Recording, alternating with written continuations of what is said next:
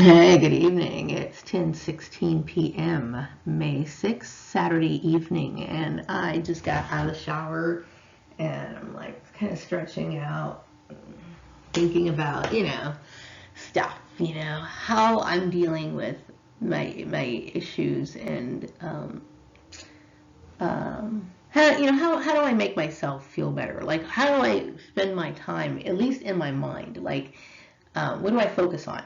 To try to, not think about those things. And don't get me wrong. I mean, a lot of the times when I regurgitate this bullshit, it's not me doing it. It is literally me going back into stuff. And that's not, and I think this is what a lot of people deal with when they deal with like trauma. Like, you hear about people who have flashbacks and stuff like that. And that's what I deal with. And so, because believe me, this whole situation is very unpleasant to think about. It's disturbing to me, very, very disturbing that someone would do something like that. And in the back of my mind, every day I live with the fact that I was a victim. I was a target of somebody's pathological hatred. I mean, that's like, damn. Anyway. That can literally send chills down my spine at times, and because that kind of abuse enacted on someone is very, very traumatizing. Anyway, but what I come on here to talk about is the benefits of taking a step away from day-to-day garbage in life. I personally think that a little nonsense, a little mindless bullshit every once in a while is important. And what I mean by that is like, our day-to-day lives are filled with all kinds of stress. And, whether that be you're caring for like your child or your little child, or you've got a lot on your plate at work, or maybe you're not getting along with certain people in your neighborhood or whatever. You know what I mean?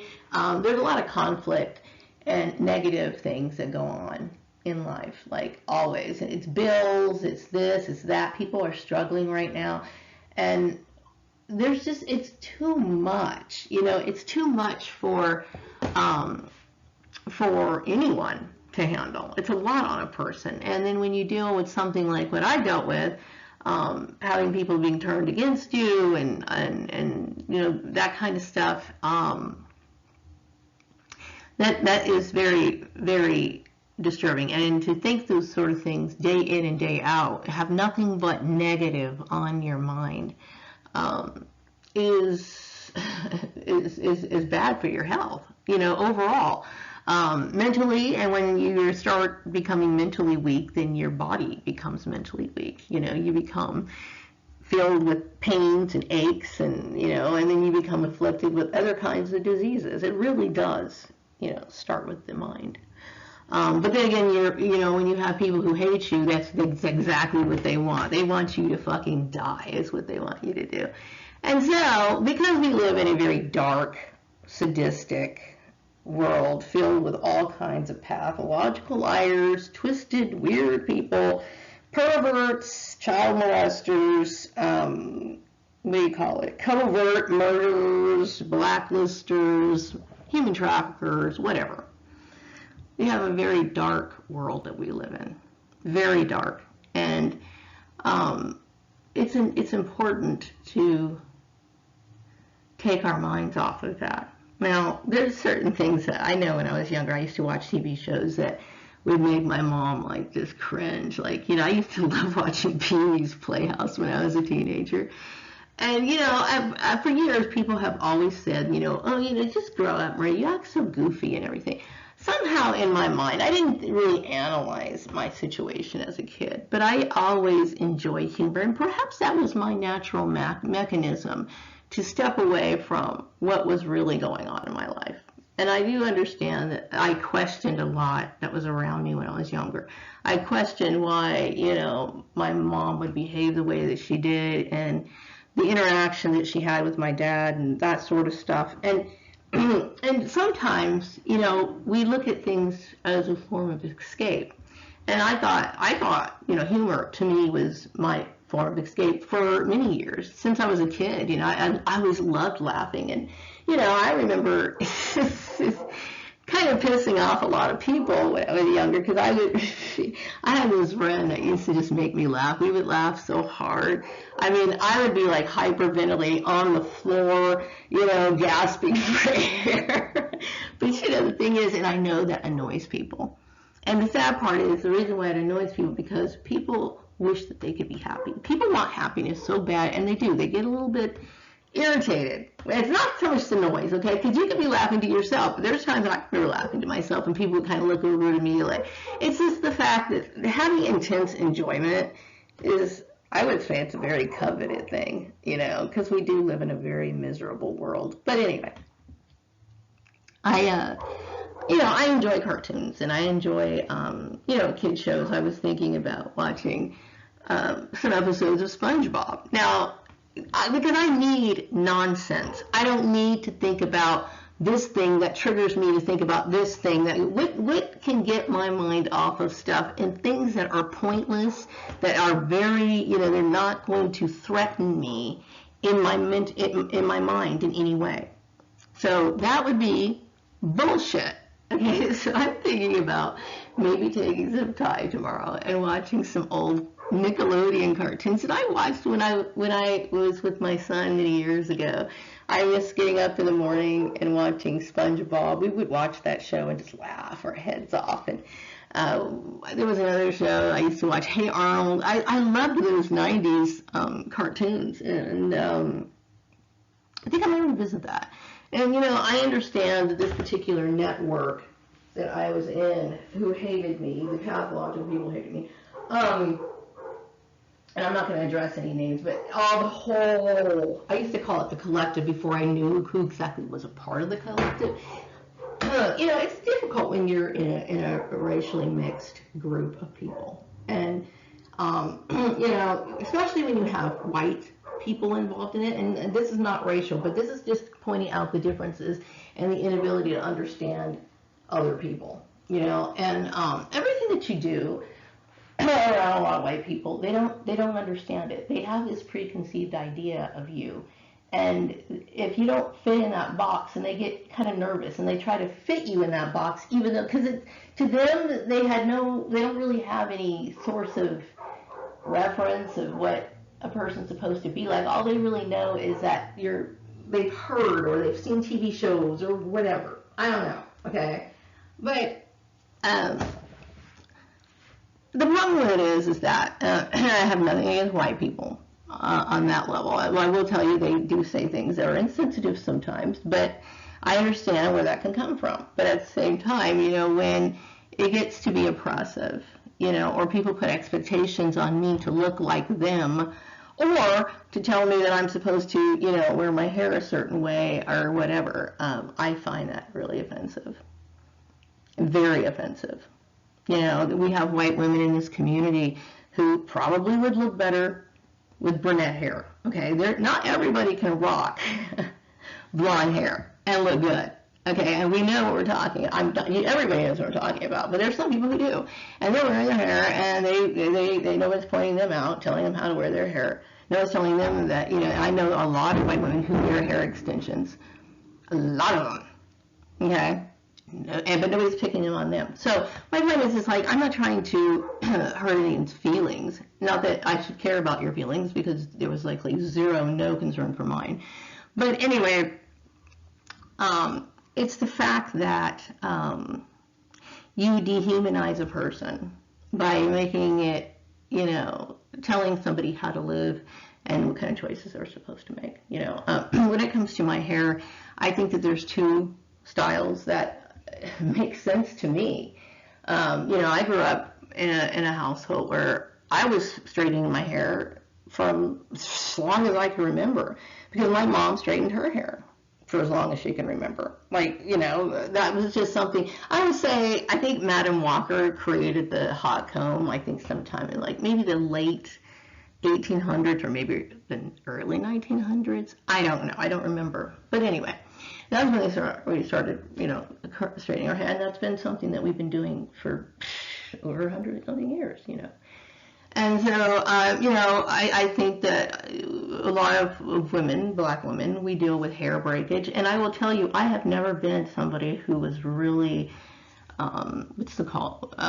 handy with my hair. Most of the time, a lot of black people get their hair, like when I was younger, but instead of we would go to the beauty shop to get our hair done most of the time because black hair takes a long time to do. I mean, when you get your hair wet, black people's hair turns back into a very tight curl, unless of course you have and I know this is going on and on about the hair issue, but these are the complexities that we have to deal with that white people don't know about, unless of course they educate themselves, which they won't do, but they will certainly act on their ignorance all the time, guaranteed.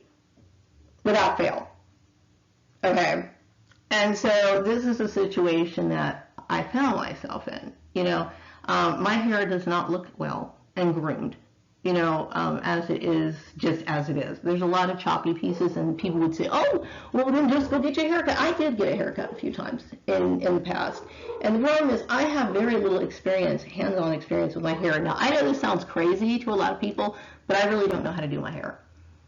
Because most of the time when I was younger, I either went to a beautician to have my hair done, or I had my ex-family member, my sister used to do hair, she used to do my hair. And so I really, other than brushing it and straightening it and maybe curling it, I don't really know how to manage hair. My hair gets a lot of breakage. I've dealt with hair repair treatments, and people will tell me how I'm supposed to wear my hair. I understand there's an issue. Why don't you just go wear your hair natural? Because I don't like the way it looks. Now, I've seen a lot of black women who look great with natural looking hair, okay? But I don't like it. I don't like that on me. It does not fit me well. Now, I would like to someday wear dreadlocks, but I also have to work. You know what I mean? That for when I make those sort of transitions, how dare you tell me when it's time for me to make a transition? This is not me being disrespectful in any way. It's about me asserting myself and dealing with people, telling me and bullying up on me about something that I have a right to do. And it's personal. Like if it was a dude wearing a toupee, would you point him out and say, oh, dude, you're wearing a toupee in front of everybody? Why would you do that? You wouldn't do that to him. You would have respect for that person, right? Well, how about some respect for me? And that's all I'm asking, So anyway, and I'm just regurgitating a lot of stuff because I have the right to do that. People expect me to carry the world on my shoulders, and it gets to be ridiculous. I mean, talking about dealing with insomnia, PSD, depression, whatever. The things that I have to deal with that people would just think, okay, well, it's not that it's over with right now. And it seems like it's clearing up, but still, at the same time, I was a victim of a hate campaign where people were basically bullying me to the point of where they wanted me to commit suicide. Period. Thinking it was funny. And, that to me is a very sick and morbid thing, especially when in the covert manner that it occurs. It's very disturbing to a person, knowing that sort of thing could happen to anybody. That somebody can toy with you and literally enact terrorism on a person if they fucking want to. That sends shivers down my spine. And so much so that that's why I deal with those issues all by myself, because I can't trust any healthcare professionals, because this is how evasive this sort of stuff is. So I would like to say though, and I have the right to, this isn't my expressing myself on how I feel on this issue. And it's going to be a while before I get over it, because I don't have a confidant to talk to about it. I don't have somebody I can go and talk to in confidence about it. You know what I mean? So I have to use my YouTube channel that no one listens to because I've been blacklisted. But I'm sure somebody is listening to my video. I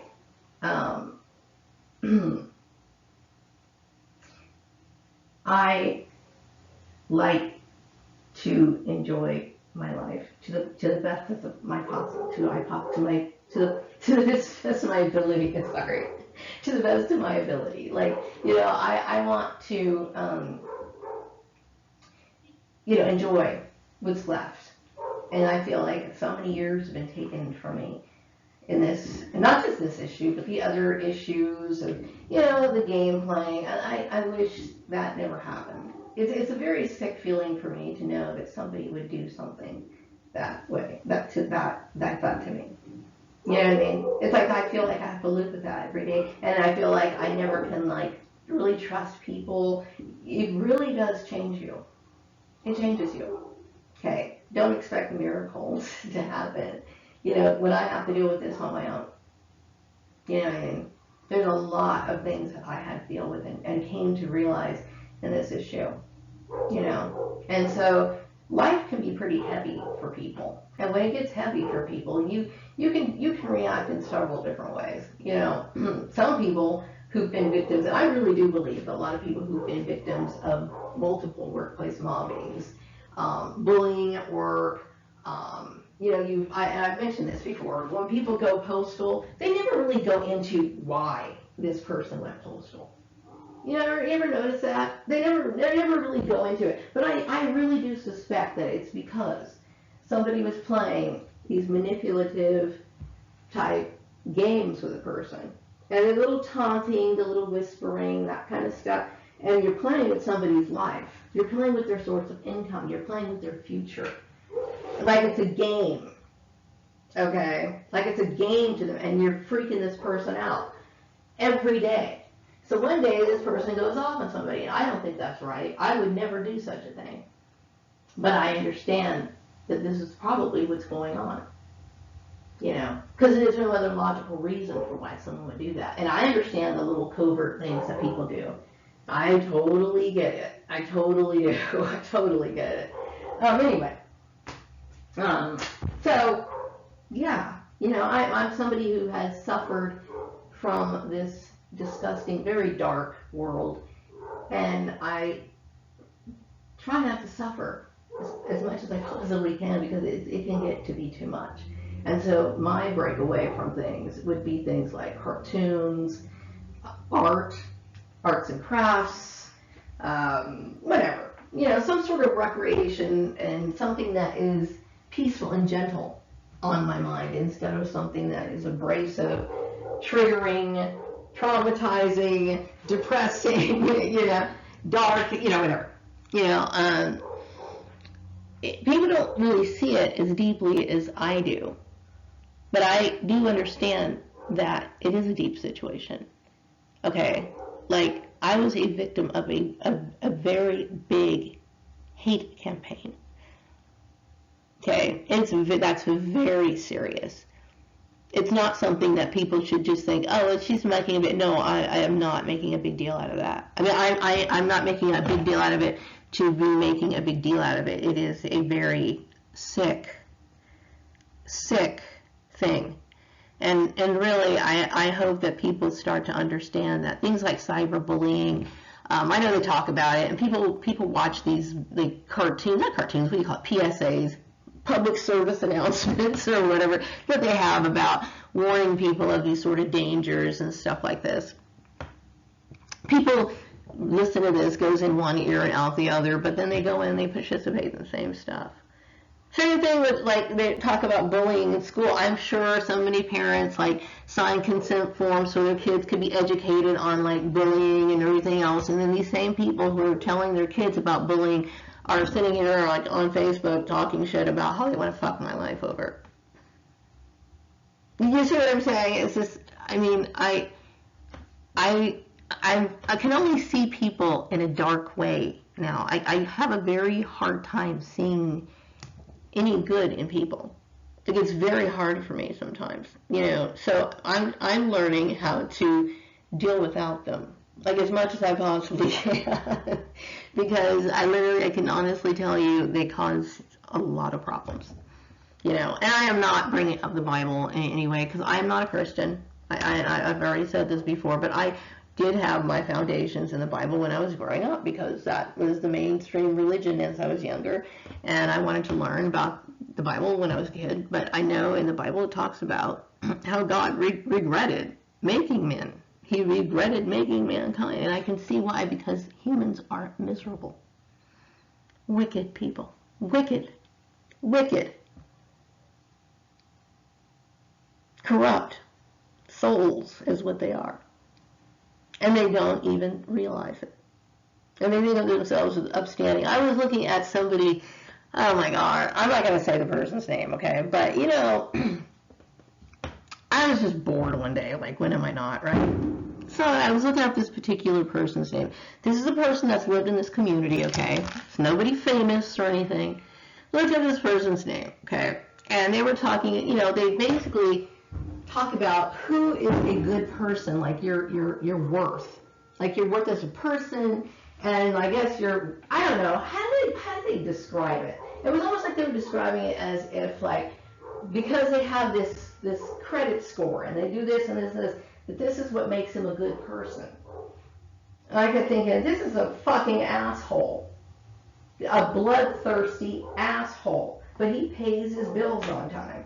And the reason why he pays his bills on time is because he abuses somebody else so he can do it. I have become, like, I'm sorry. I used to say I was a misanthrope because I was getting there, but sometimes I really feel like I'm like there. I'm like there, and it's hard for me not to be. Tell me I shouldn't be. You know what I mean?